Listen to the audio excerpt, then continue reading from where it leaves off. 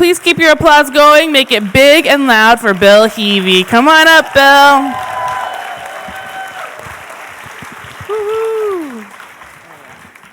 Get close to the mic, okay? Okay.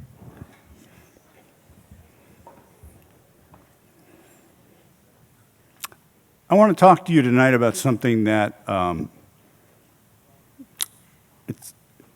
it's kind of like falling in love or spilling a milkshake all over your car upholstery.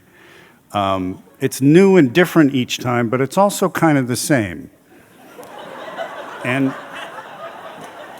what I'm talking about is failure, and which I'm kind of an expert in, and it's kind of how I make my living, and I'll get to that. But failure has had an amazing makeover recently. There are no less than 17 TED Talks about how great failure is. And I just resent the hell out of these people.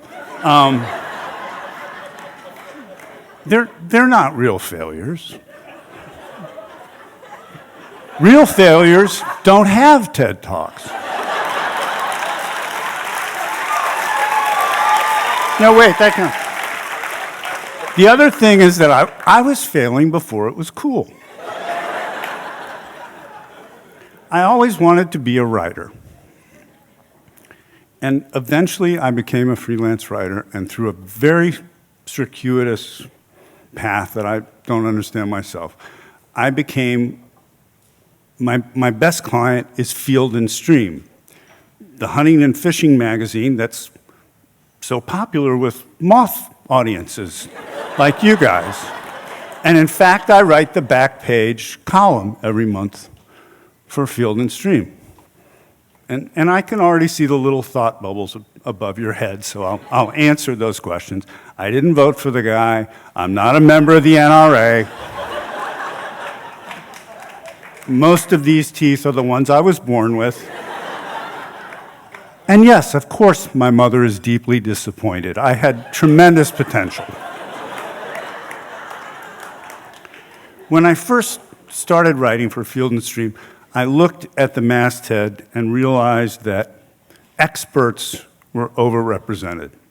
There were any number of guys who could tell you how to shoot the eyes out of a running chipmunk at 300 yards, or take some navel lint and a piece of tin foil and tie a fly and go catch a 200-pound tarpon with it. Meanwhile, the other end of the spectrum was wide open. It was here that I staked my flag. So I became the doofus for Field and Stream.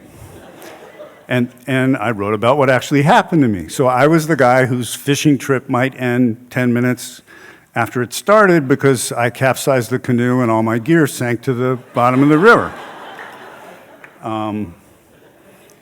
I went hunting with a club in the Adirondack Mountains, and we took off in the dark, and I had gone 2 miles before I realized that I wasn't wearing any pants.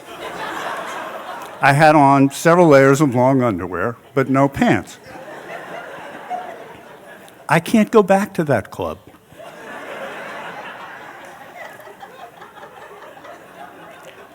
My biggest fail was the time I convinced the editors to send me to Mongolia to fish for taimen, which are these big salmon-like fish that live in the rivers there. So I go to Mongolia, fish my brains out for 6 days, never get a bite, much less a fish.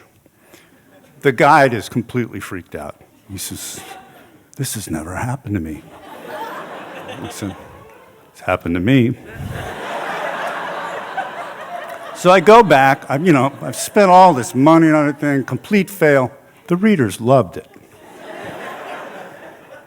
But after a certain amount of time, I sort of resented this role that I'd created for myself, You wear the clown mask long enough and you become the clown. So I was kind of struggling with that. And you know, writers have very strange lives. You write stuff and you send it off, and you really don't know what effect, if any, it's having on people. And this is especially true if you write for Field and Stream, which they've done marketing and they know that most people read in their bathrooms.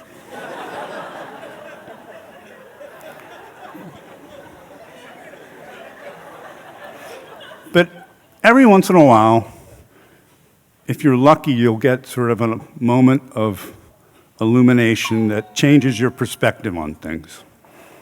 So I want to leave you with a story about that. I had a buddy who had a farm where I used to hunt and fish a lot, and I was out there one day, and he says, "There's this guy who wants to meet you." And I thought, great, a fan. Sure. And he goes, "Well, I need to tell you about Hank. He's about 70, he lives in a trailer, he's on his third divorce, he's got a bad leg, but he doesn't have enough money to, get it fixed." I said, "Well, I don't care. I'm not going to make fun of the guy. I'm happy to meet him." So Hank limps in about then and shakes my hand and goes, "Bill, I really love your stuff, man. I really do. I really enjoy it." And I thank him, and there's this long moment of silence. And Hank is screwing up his nerve. He wants to say something else, but he's not sure. Finally, he forges ahead, and he goes, "But I just got to tell you, man, sometimes I read your stuff, I just feel so sorry for you." And that was my aha moment. I realized that at my best, what I do is write stuff that makes people who don't have a lot of reason to feel good about themselves, feel better about themselves. And I've come to think there's something kind of noble in that. Thank you.